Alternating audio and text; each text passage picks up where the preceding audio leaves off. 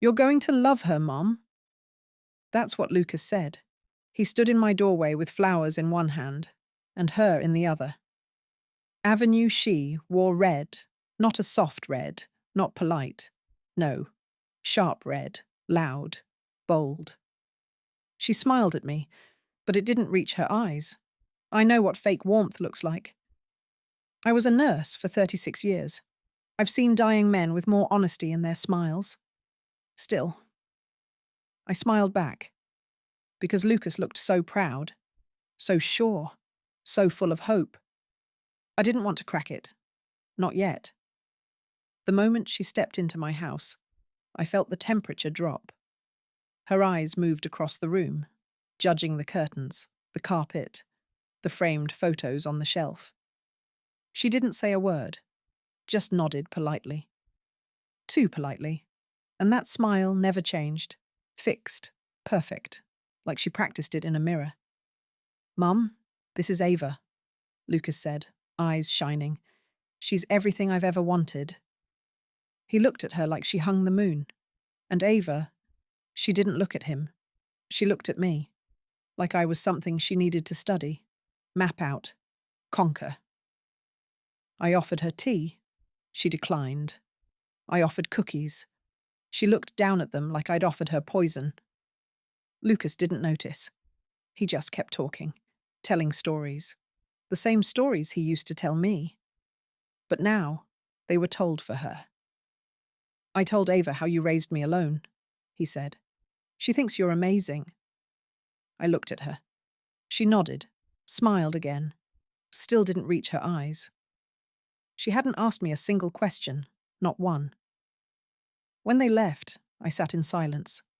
My tea had gone cold. I stared at the empty seat across from me. Something in my chest tightened. Not jealousy, not anger. Something older, something that whispered, "Be careful.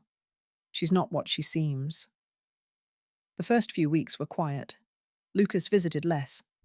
When he came, Ava was with him, always. She spoke more. He spoke less. I started to feel like an extra in my own story, like they were writing a new chapter, one I wasn't in. Then came the first real moment. We were in my kitchen. I was making chicken soup. His favorite. Ava walked in, wrinkled her nose. "Wow," she said. "Smells traditional." Lucas laughed. I didn't. She picked up a photo from the fridge. Lucas and I at the lake, summer 2005. She looked at it, turned it over, put it face down, didn't say why, didn't have to. I told myself not to overthink, to be kind, to wait. But kindness started to feel like silence, and silence started to feel like surrender. One night, I called Lucas. He didn't answer. He texted hours later. "Can't talk. Ava's sleeping." I stared at the screen, typed and deleted a dozen replies. Finally wrote, "Okay. Love you." No reply. Days became weeks. Then I got the call. "Mum, we're getting married." I froze. He was so excited. I didn't ask if I was invited. He didn't mention it. Just talked about the venue, the cake, her dress. Not once. About me. The day of the wedding, I sat in the third row, behind Ava's college friends, behind her cousins I'd never met. I wore blue. Because that was Daniel's favorite on me. But he never looked back. Not once. At the reception, Ava thanked everyone. Everyone but me. I raised my glass in silence, smiled, clapped when they danced, laughed at the right jokes. I was the perfect mother-in-law. But inside, I felt like a ghost. That night, I went home alone. I closed the door, took off my shoes, and I cried. Not because I lost him, but because I could feel it coming. Something worse. Something slow and sharp. A separation not by distance, but by design. She was building a wall, and Lucas didn't even see it. But I did, and I knew then. I had to watch, listen. And when the time came, I had to be ready to fight. It started over roast chicken. My table, my recipe, my Sunday. But they brought the tension. Lucas and Ava sat across from me. He smiled at his plate. She didn't touch hers. I don't usually eat meat, Ava said, gently pushing her food around. I smiled. It's organic, farm-raised. She shrugged. Lucas cleared his throat. Mum, Ava's just being cautious. I nodded, swallowed my words with water. Halfway through dinner, they whispered. Not loud, just low enough, eyes meeting, heads tilted. Ava giggling behind her hand, Lucas smiling in that dazed way. I watched my son fade out of my reach, one inside joke at a time. I got up to get dessert, stopped by the kitchen doorway.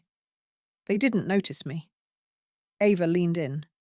She's nice, but don't you think she's a little possessive? Lucas said nothing, just chewed, and nodded. I stood still, fingers gripping the counter, blood rushing in my ears. Later, while washing dishes, Ava came in, drying her hands with a towel that wasn't hers. She stood too close. I'm just trying to help him be a man, she said. I blinked. Excuse me? She smiled. You've taken care of him long enough. She left, just like that. A knife through silk. That night, I journaled. Something I hadn't done in years, but I had to write it down, every word, every look, before it got buried, before I started questioning myself. Again. The next day, I brought over some of Lucas's childhood books. He loved them. He used to beg me for just one more story. Now? He looked at the box like it was full of rocks. Oh, he said. You didn't have to. Ava didn't say anything. She just picked them up, took them straight to the garage, didn't ask, didn't glance back. The following Sunday, they invited me to brunch, not here, at a cafe downtown, neutral territory. We sat outside. Ava ordered for both of them. Lucas didn't even look at the menu. When I spoke, she interrupted. When I asked a question, she answered for him. When I laughed, she looked away. Lucas checked his phone. Ava says we're going gluten-free next month, he said, grinning. I looked at my toast. Suddenly it felt like rebellion. I'll die eating bread, I said. Ava's jaw tightened. Lucas didn't laugh. He just sipped his juice. Weeks passed. Calls became texts. Texts became silence. Then one night, I heard it. From the hallway. Lucas's voice. Raised, defensive. Ava, she's my mother. Her reply? I know. That's the problem. I stepped back into the shadows, heart pounding. I didn't sleep that night. I stared at the ceiling until dawn, remembering lullabies, bedtime stories, birthday candles, and wondering how a heart can break so quietly. I stopped bringing food, stopped suggesting plans, but I watched. I listened. Because something told me this wasn't just dislike. It was strategy, a slow rewrite of history, with me erased. At the next dinner, Lucas was distant. He barely met my eyes. Ava was all smiles, as always. Your curtains are a little dated, she said sweetly. I nodded. She turned to Lucas. Maybe next weekend we could redecorate? He nodded. Didn't ask me. Didn't look up. That night I stood in front of the mirror, touched my face, counted the lines. He used to trace them with his tiny fingers, ask if they were stories. They were. They still are.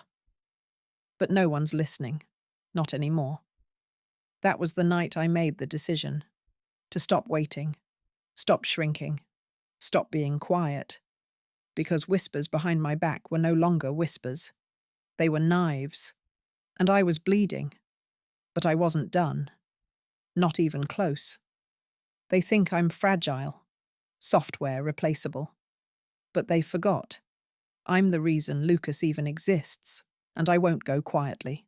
It crept in slowly, like fog under the door, The feeling that I didn't belong, that I was extra, a guest in the house I helped pay for, a stranger to my own blood. Lucas sat on the couch, Ava next to him, legs curled beneath her, laughing. Her laugh had changed. It used to be polite. Now it was loud, unfiltered, territorial. They were watching a movie. I stood in the hallway, holding a tray of tea, waiting, watching. Neither of them turned. I walked in, placed the tray on the table. Lucas looked up, distracted. "Oh, thanks, Mom." Ava didn't say anything, just picked up her mug. No smile, no nod, nothing. I sat in the armchair, the one in the corner, the one I always sat in, far enough to not intrude, close enough to still be near. But they spoke in codes, inside jokes, shared glances. Their laughter was private. I wasn't invited, not even with my ears. They paused the movie halfway. Lucas stretched. "I'm going to grab a snack. Ava?" She followed him. They didn't ask me, didn't see me, didn't think to. I stared at the paused screen. Frozen smiles. A moment caught, like me, frozen in a room full of warmth, yet cold, unseen.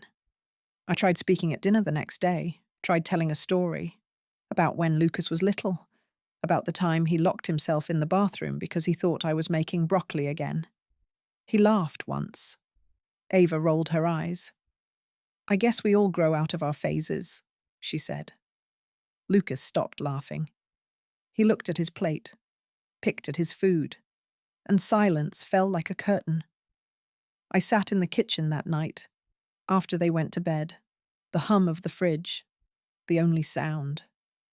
I opened the photo album, fingered the pages, saw his baby smile, his scraped knees, his graduation cap, all of it. Proof. Proof I mattered, once. The next morning, the hallway mirror was gone, replaced, a sleeker design, modern, cold. No one asked, no one mentioned it. But that mirror?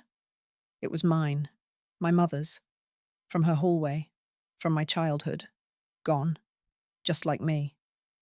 I knocked on Lucas's door that night, asked if we could talk. He looked tired, uncomfortable. "Now's not great, Mom." Ava's voice echoed from the bedroom. "Is she still here?" Still here, as if I were a stain, something to clean up. Lucas closed the door, softly, but it still felt like a slam. The next weekend, I was gone for 2 hours, grocery shopping. When I returned, the bookshelf was rearranged. My books were boxed. Ava's were up, bright, loud, unfamiliar titles. I asked about it. "Oh, I just wanted to declutter," she said. Declutter. That's what I was now. Clutter. I opened one of the boxes. My journals were inside. Dusty, bent, disrespected. I didn't say anything. Just closed the lid. Sealed it with tape. My words. Silenced, even on paper. That night I cried in the laundry room. No one came, no one heard. The washer churned. The dryer beeped. And I wiped my eyes with a kitchen towel.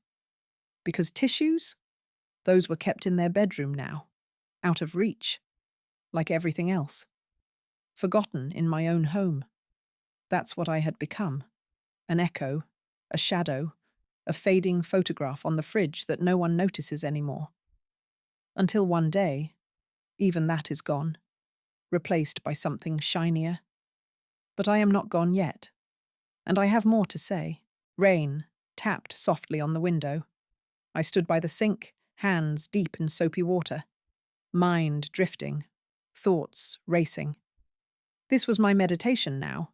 Warm water, quiet kitchen, isolation. Lucas was upstairs. Ava was on the phone, pacing in the living room. Her voice carried through the walls, sharp, biting, purposeful. "I'm telling you," she whispered loudly, "it's getting impossible here." I paused, breath tight, fingers clutching a plate. "I don't know how much longer I can do this." My heart thumped. She continued, "Yes, she's always here. It's suffocating. Suffocating. That word lingered, hung in the air, wrapped around my chest, like a vice. I dried my hands, walked to the doorway. She saw me, stopped pacing, turned away, voice dropped lower. Too late. I heard. I always heard. Lucas appeared. He glanced between us. Everything all right? Ava smiled, fake, forced. Perfect, she said. He believed her, but his eyes were tired, worn, pulled thin between two women he loved. I knew that look. It broke my heart, but it fueled something else too. Something strong, something fierce, something building like the storm outside. The next day, Ava spoke less. Lucas avoided my eyes. Dinner felt like duty. Chores felt like sentences. Conversation, non-existent. But I listened to whispers, to silence, to every unspoken word. Because sometimes silence is louder than shouting. Today afternoon, Ava made a suggestion. Maybe it's time you looked at senior living options, Grace. She said my name, not Mom, not Mrs. Jenkins. Grace, formal, distant, disposable. Lucas shifted, uncomfortable, but didn't speak up. I didn't reply. Not then, not yet. That evening, I walked through the house, touched walls, curtains, door frames marked with Lucas's growth. Every inch held memories, echoes of laughter, whispers of bedtime stories. My life, our lives, built together, being taken apart, brick by brick. Sunday morning, Lucas found me in the garden. I was planting new flowers, hands deep in dirt. He stood silently, watching. Finally, he spoke. I think Ava's right, Mom. My hands froze, dirt clinging to my fingers. You mean she's right? I asked quietly. He sighed, avoided my eyes. You deserve a break, a place to relax. You've done enough. My voice shook. You think I don't belong here anymore? He hesitated. Ava thinks it's best for everyone. I stood, shook the soil from my hands, looked him straight in the eyes. And what do you think? He said nothing. His silence said everything. That afternoon, I visited the senior home. Cold hallways, fake smiles, polished floors that reflected emptiness, not warmth, not life, not home. I felt anger build, determination, clarity. This wasn't my future. This wasn't my choice. This wasn't how my story ended. Back home, Ava greeted me. Did you like it? I smiled gently. Very educational? Her smile faltered. She expected surrender. Instead, she saw fire, strength, quiet defiance. And for the first time, uncertainty flickered in her eyes. That night, I lay awake, planning, thinking, remembering every sacrifice, every moment given, every silent battle fought, and I made a decision. I wouldn't fade away, wouldn't be forgotten, wouldn't quietly disappear.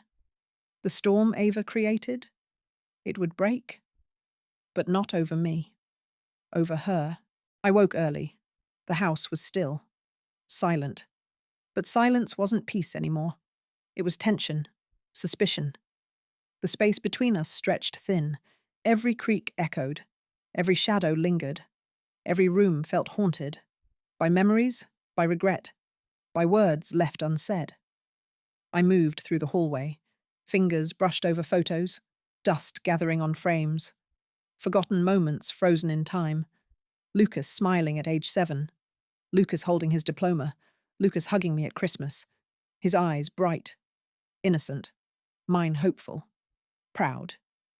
Where did that boy go? Where did I lose him? I paused at Ava's photograph, newly added, smiling wide, confident, claiming her place. I stared into those eyes, wondering what secrets hid behind them, what plans, what lies. I spent the morning cleaning, moving furniture, trying to reclaim spaces, trying to erase the shadows she cast. But Ava's presence lingered, in rearranged decor, in unfamiliar scents, in the tension clinging to every corner. Lucas was different now. quieter, withdrawn, eyes distant, avoiding conversations, avoiding me. It was as if Ava's whispers echoed constantly in his mind. I could almost hear them myself, her voice woven into his thoughts, her opinions replacing his own. That evening I cooked dinner, a peace offering, a truce. Lucas picked at his food. Ava barely touched hers. "I'm not hungry," she said, pushing the plate away. Lucas glanced at her, concerned. "Are you okay?" he whispered. She nodded, sighed dramatically. "I just feel so uncomfortable lately." She glanced at me. Quick, sharp, deliberate. Lucas noticed. His expression tightened. He stood abruptly. "I think we'll eat out tomorrow." They left the table, left their plates, left me sitting in silence, alone again, a ghost at my own dinner, forgotten, dismissed. That night, footsteps woke me, software stealthy. I rose quietly, opened the door slightly, avenue in the hallway, moving slowly, pausing by my door, listening, waiting. I held my breath, heart pounding. She moved away, disappearing into the darkness. But I knew she was testing, checking boundaries, planning her next move. The following days blurred together. Silence stretched longer. Lucas spoke less, visited me rarely. Ava was everywhere, constantly watching, judging, waiting. One afternoon I caught her in my bedroom, going through drawers. She startled. "Oh, I was just looking for scissors?" She lied easily. I smiled tightly. "Bottom drawer in the kitchen, same place they've always been." She laughed softly, eyes hard. I must have forgotten. She left quickly, but the invasion lingered. My privacy violated, my trust shattered. I made my decision. No more passivity, no more waiting. I would confront this, face the storm, fight for my home, fight for Lucas. That evening, I knocked on their door, firmly. Ava answered, surprised, wary. "We need to talk," I said clearly. Lucas appeared behind her, his eyes wide, nervous. He knew. This was it. No turning back. The ghosts in my hallway would not control me anymore. It was time for them to hear my voice, to remember who I was and what I was willing to fight for. We stood there, in the doorway, eyes locked, words unspoken, the tension thick, heavy, palpable. Lucas shifted nervously. Ava crossed her arms defensively, but I stood firm, determined. "Sit down," I said softly but clearly.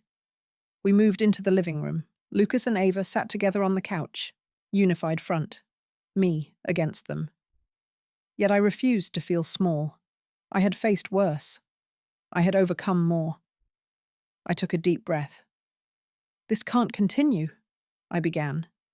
My voice was steady, controlled. "I feel unwelcome in my own home."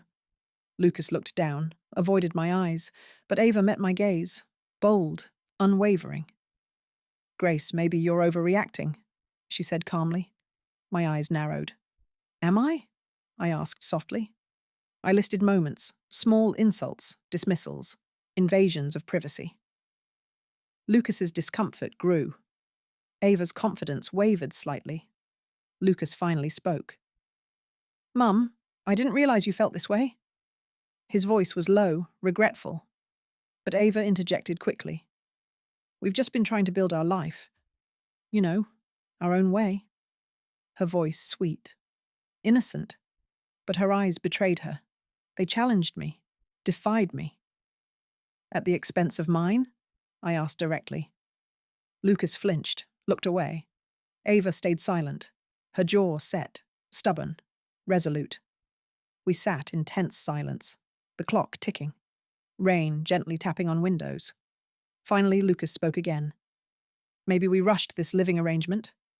His words were hesitant, careful, but they pierced deep. Ava turned sharply, surprised, angry, betrayed. "Are you choosing her over us?" Ava demanded. Lucas sighed. "I'm trying to find balance." Ava stood abruptly. Balance? There's no balance here. There's only her control. She pointed at me. Accusatory. Harsh. Lucas shook his head, frustration evident. Ava, please! She stormed out. The front door slammed. Lucas dropped his head into his hands. Silence stretched. Heavy. Painful. Lucas? I whispered. He didn't respond immediately. When he did, his voice was muffled, defeated. Mum, I don't know how we got here. We let things go unspoken, I answered gently. He looked up, eyes weary, heartbroken. I never meant to hurt you. I moved beside him, took his hand, and I never meant to lose you. We spoke late into the night. Soft whispers, honest confessions. He revealed his struggles, the pressure, Ava's demands, his fear of losing her, losing me, feeling torn. I listened, heard every word, felt his pain deeply. By dawn, the air was clearer, but nothing was resolved. We knew change had to come, decisions had to be made. He promised to talk to Ava, to redefine boundaries, to protect our relationship. I promised patience, understanding, support. But as Lucas left, uncertainty lingered. Would Ava accept this? Would she compromise? Or would this deepen her resolve? I feared I knew the answer. In the days that followed, the house felt different. Fragile, unsteady, built on ashes of past harmony, waiting for the next storm.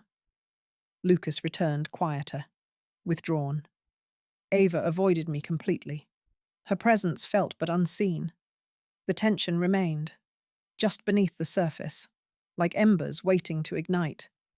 Yet I stood strong, determined to reclaim my home, my son, my life. The ashes could be cleared, new foundations built. I knew the fight wasn't over, but neither was I. The storm might return, but I would weather it, because I wasn't just Lucas's mother. I was Grace, and this house was mine.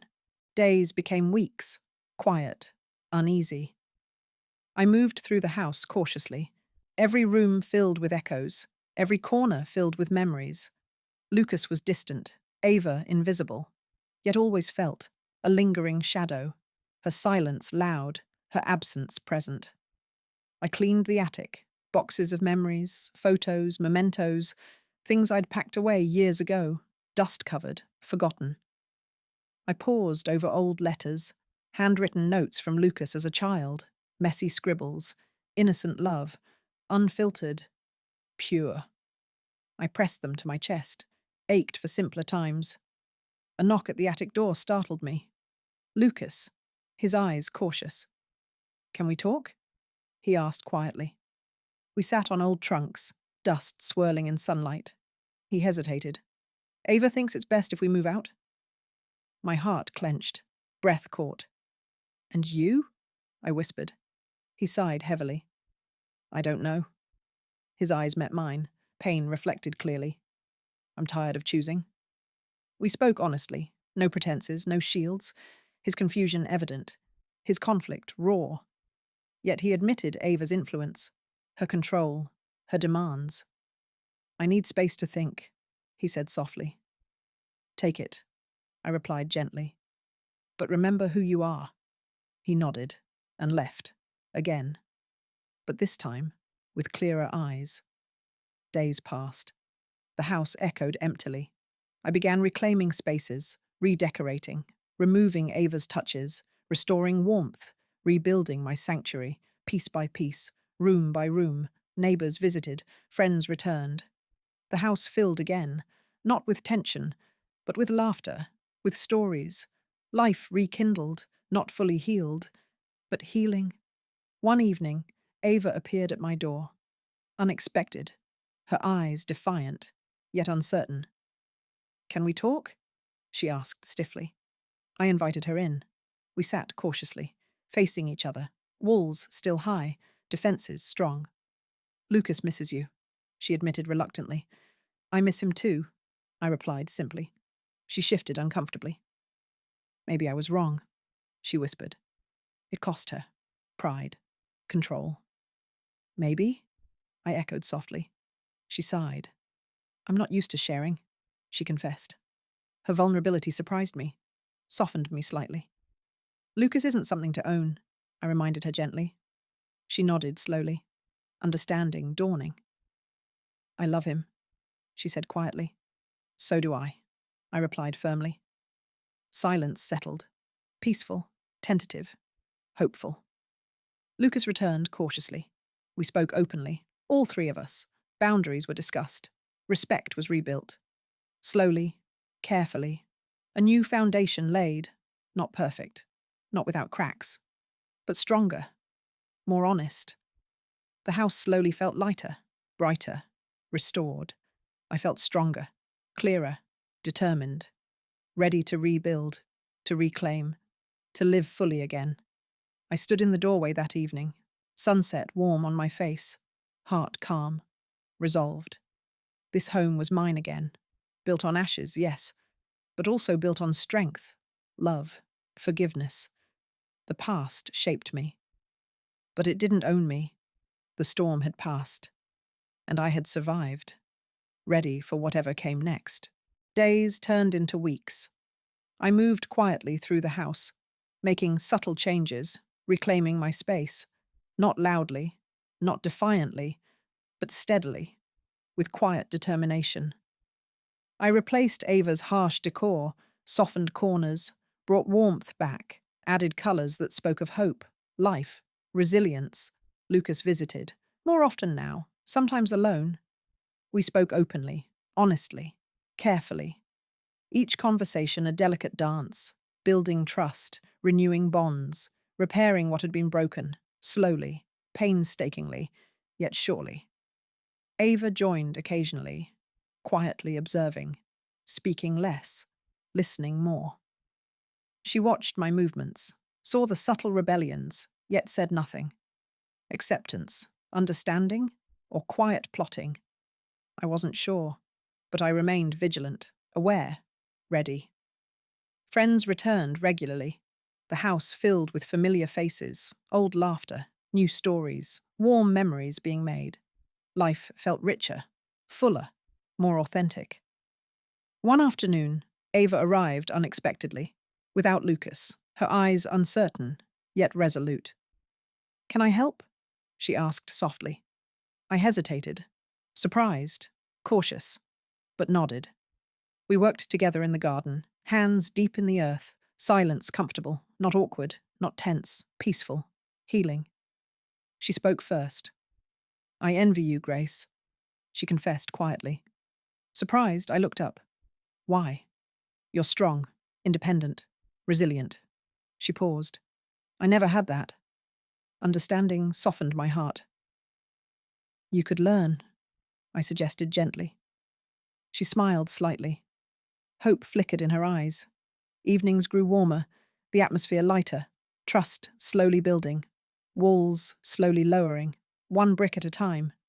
Lucas noticed, commented on the calm, the peace, his joy evident, relief clear, happiness slowly returning, the past tension fading, not erased, but forgiven, understood, accepted. A quiet rebellion was taking place, not loud battles, but soft changes, gentle adjustments, small victories, yet each significant, meaningful, permanent. I started writing again. Words flowed easily, stories, thoughts, feelings. I shared some with Lucas. He listened carefully, appreciated the honesty, the vulnerability, the openness. I began to see Ava differently, not as an enemy, but as someone wounded, someone afraid, someone learning, slowly changing, quietly growing. Lucas and Ava moved into their own place, yet stayed close, visited regularly, boundaries clear, respect mutual, understanding deepening. Our family redefining itself, not in anger, not in conflict, but in quiet rebellion, against past hurts, against misunderstandings, towards forgiveness, towards hope, towards love. As I stood on my porch one evening, watching the sunset, I knew we had come through the worst. Not unchanged, not untouched, but stronger, wiser, closer, quietly resilient, ready for the next chapter, whatever it might bring. Autumn arrived quietly. Leaves turned. Cool breezes blew. The house felt calm, steady, secure, yet memories lingered, echoes of loss, shadows of past hurts, but also hints of healing, of forgiveness, of hope. I began sorting through my possessions, old clothes, keepsakes, boxes filled with forgotten treasures. Some things brought smiles, others, tears. Yet each item held a piece of my story, my journey, my heart. Lucas visited often. He helped sort through items. We laughed at old photographs, cried over letters, shared stories, rebuilt bonds, piece by precious piece. Ava joined sometimes, still cautious, but willing, learning, growing, becoming part of our new story, our rebuilt family, our reclaimed happiness. One day, Lucas found my old jewelry box. He opened it carefully. Inside were heirlooms, treasured gifts, pieces worn through generations. "These are beautiful," Ava whispered, her eyes wide, appreciative, respectful. I smiled gently. "Someday these will be yours," I promised quietly. Her surprise was evident, her gratitude genuine, a bridge slowly built. We continued through the house, room by room, drawer by drawer, unpacking the past, preparing for the future, laughing, crying, healing. Friends came by to help. Neighbors offered support. My home filled with warmth, community, love. Everything that was mine felt meaningful again, cherished, valued. One afternoon, Ava and I sat on the porch, tea steaming between us. "I'm sorry," she said softly, her words simple, yet powerful, healing. "Me too," I replied gently. Understanding flowed easily between us. Forgiveness came naturally. Peace settled comfortably. I gifted Ava something special, a necklace, passed down through generations. "Your family now," I told her sincerely. Her tears were quiet, genuine, healing, acceptance complete. The house began to feel fully alive again. Every corner reclaimed, every shadow dispelled, every hurt healed. Lucas's laughter echoed once more, easy, joyful, unburdened. Ava's presence felt comfortable, welcome, natural, family. I stood in the living room one evening, surrounded by everything I treasured, everyone I loved. My heart felt full, complete, whole. Everything that was mine had returned, renewed, rebuilt, restored. My life, my family, my home, not lost, but found again. Cherished, protected, celebrated. Winter arrived softly. Snow blanketed the yard. Quiet, gentle, peaceful. Inside, the fire crackled. Warmth filled each room. Family gathered often. Neighbors visited frequently. My home buzzed with laughter, life, love. Lucas and Ava spent weekends here, cooking together, playing games, sharing stories. Their bond visibly stronger, their love evident, healthy, balanced, cherished. I watched them quietly, heart full, proud, satisfied. Their happiness filled me. Their laughter healed me. My sacrifices, my struggles, my battles, all worthwhile. Christmas approached. Decorations adorned every corner. Twinkling lights, fresh pine scent. Stockings hung, trees sparkling. Home felt magical, complete, alive. Christmas Eve brought everyone together. Friends, neighbors, family. Warmth overflowed. Stories shared. Laughter abundant. Love tangible. I stepped onto the porch. Cool air refreshing. Stars bright. Sky clear. Lucas joined me, silent at first, reflective. "Thank you, Mom," he finally whispered, his voice thick with emotion. I smiled softly. "For what?" "For everything."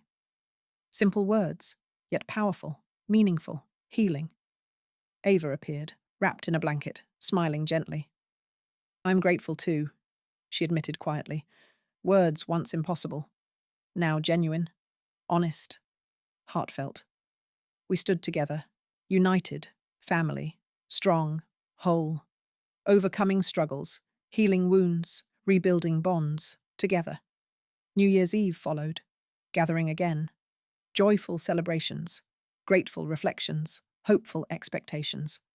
At midnight, glasses raised, cheers echoed, love celebrated, life embraced. As fireworks lit the sky, I felt complete peace.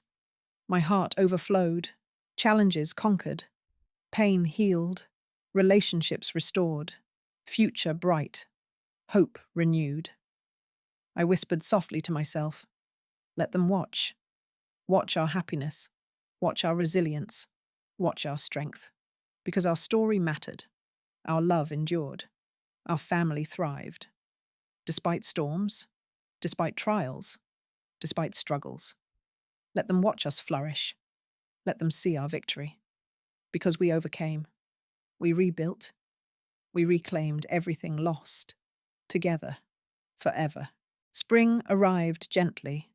Fresh blossoms filled the garden. Warm breezes whispered renewal. Hope. Life. Inside, my home resonated with laughter. Friends gathered frequently, family visits regular, every room echoed joy, contentment, healing. One afternoon, the phone rang, a familiar number. Uncertainly, I answered. Hello? A voice I hadn't heard in years replied softly, Grace? It's Eleanor. My heart quickened. Childhood memories flooded. We had lost touch. Yet her voice felt like yesterday. Warm, comforting, full of nostalgia. We spoke for hours. Laughter flowed, tears fell, memories shared, wounds revealed, healing embraced, promises made, friendship rekindled. Eleanor visited soon after. A joyful reunion, tears and laughter, stories shared. Time stood still, yet flew swiftly. We found solace, understanding, comfort, strength. Lucas adored her immediately. Ava warmed quickly, our home filled again, new bonds formed. Old friendships deepened, life enriched, community expanded, love multiplied. We planned regular visits, long talks, shared meals. Our lives intertwined beautifully, naturally, completely. One evening, as we sat on the porch, Eleanor turned thoughtfully. I've missed you, Grace. Her sincerity powerful. I've missed you too, I admitted. Silence settled, comfortable, rich, healing. Lucas joined us, curious about our stories, fascinated by our history, respectful of our journey. Ava listened intently, learning, growing, deepening understanding, strengthening bonds. Spring transitioned smoothly, warm days longer, friendship deeper, family bonds stronger, community richer, life brighter, fuller, more meaningful. My voice felt strong again, confident, clear, heard, not lost, not forgotten, not silenced, but vibrant, powerful, valued.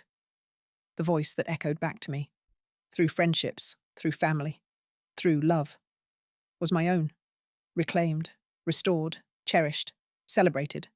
My home felt complete, full, rich, alive. The past shaped me. The future awaited me.